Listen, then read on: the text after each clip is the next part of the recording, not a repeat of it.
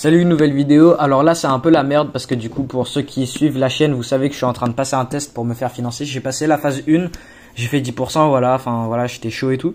Et là, décembre, là du coup, je viens juste de toucher les -5. Sans compter les petits swaps là, je sais, j'ai même pas capté, j'ai toujours pas capté ce que c'était les swaps sur MetaTrader 5, mais du coup je suis à -5, j'ai perdu -5 R du coup en tout jusqu'à maintenant.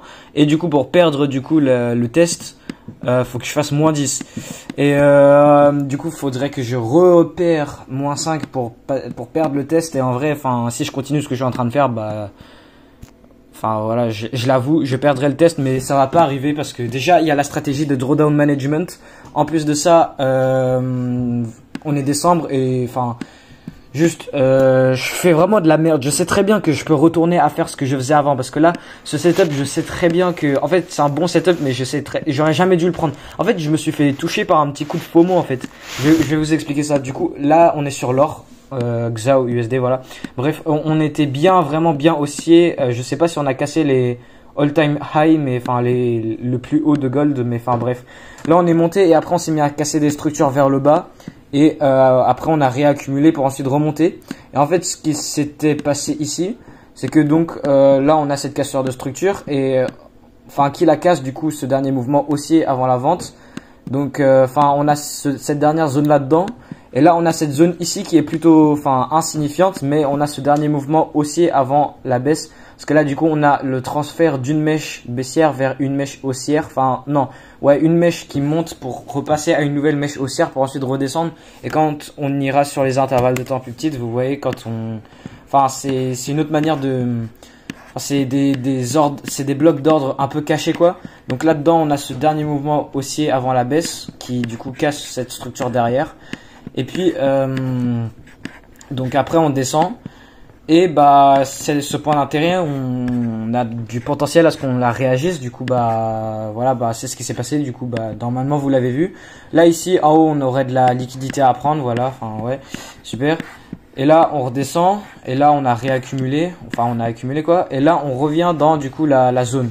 Là ce qui s'est passé ici, on a eu une très belle distribution week off. Enfin ouais, une très belle distribution là. Enfin je vais pas tout vous schématiser, je veux pas que la vidéo elle soit trop longue. Mais donc là dedans on distribue.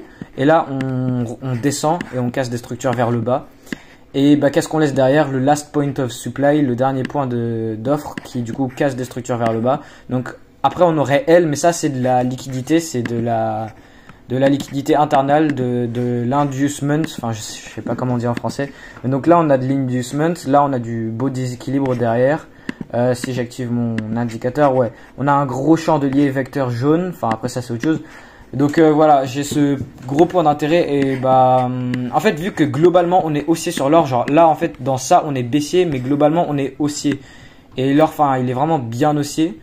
Là on est revenu dans la zone qui est là-dedans, enfin après il y en a une là, elle est un peu insignifiante celle-là.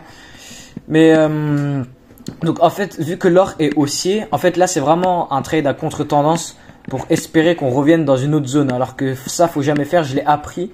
Mais j'ai pris ce trade quand même parce que enfin ce trade je l'aurais pris si ça aurait pas été un trade en contre-tendance, mais là je l'ai pris parce que enfin du coup je vais vous expliquer le petit coup de FOMO que j'ai eu.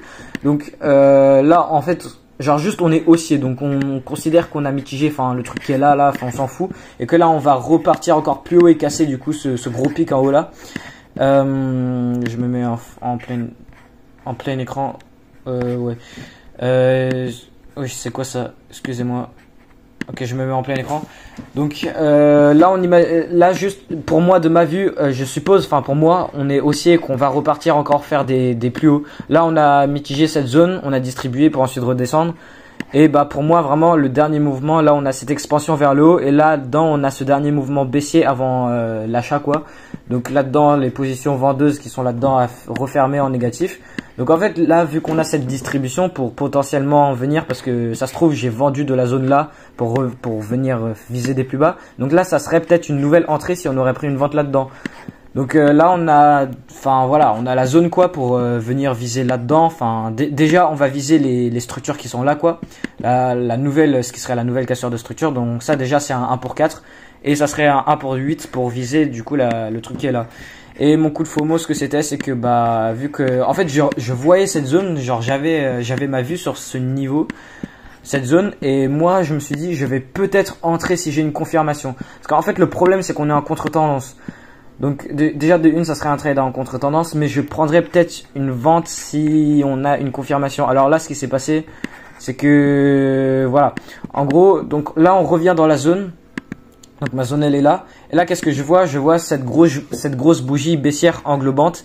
Et là derrière on a eu cette bougie acheteuse avant la vente. Et ça très souvent, ça c'est une pattern que je vois presque tout le temps quand on revient dans mes zones avant de retourner.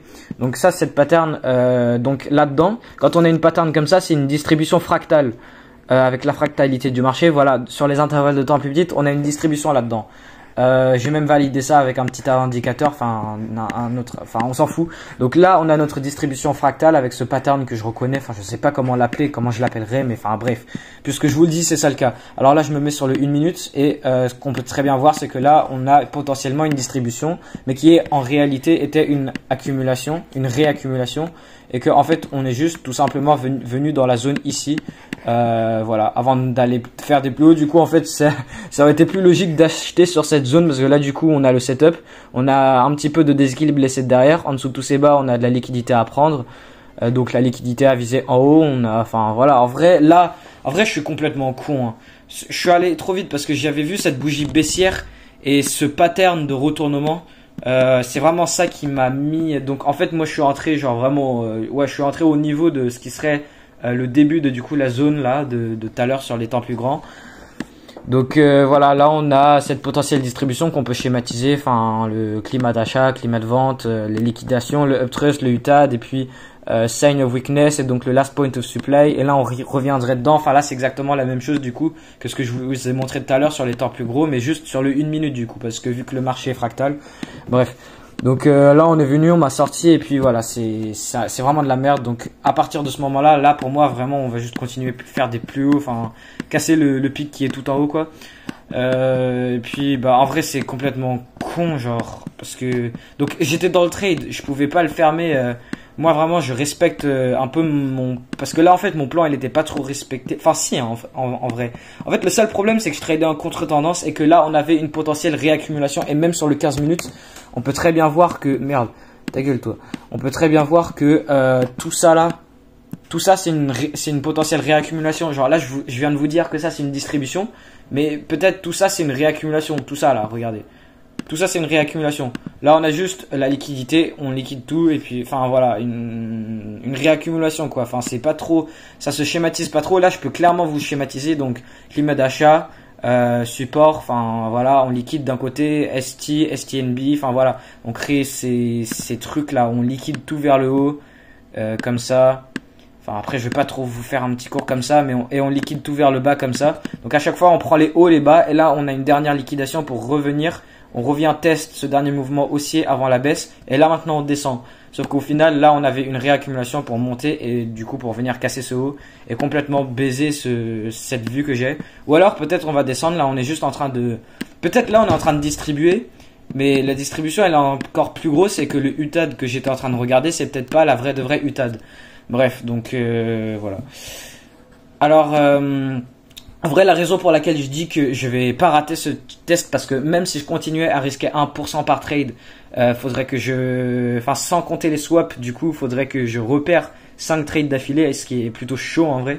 Surtout que là, je vais vraiment presque plus trader décembre, parce que de base, école directe. De base, je me suis dit d'arrêter de trader décembre, à moins que je trouve un très bon setup. Alors là, pour moi, il y a vraiment toute la logique pour du coup descendre et venir toucher ça avant de remonter. Mais le problème c'est qu'on est en contre-tendance, et ce que j'ai vu c'est que sur l'or, le marché il a aucune obligation de revenir dans du coup les zones de perte comme ça là. Donc ouais, c'est un peu bête, j'ai trade en contre-tendance, mais ouais. Donc j'applique la stratégie de drawdown management, du coup enfin voilà, c'est en fonction de combien de trades je perds, je passe à des risques plus petits, et puis enfin voilà, c'est presque impossible de faire moins 10% si tu fais quelques gains quoi, mais bon vas-y, allez, je vais arrêter la vidéo là. Donc voilà, moins 5 pour l'instant. Là vraiment décembre, je pense que ça sera bon, hein. Je vais arrêter, l'année prochaine je vais reprendre. Là vraiment je vais tout refaire, mais correctement, parce que vas-y là. Bon, ok, allez vas-y, salut.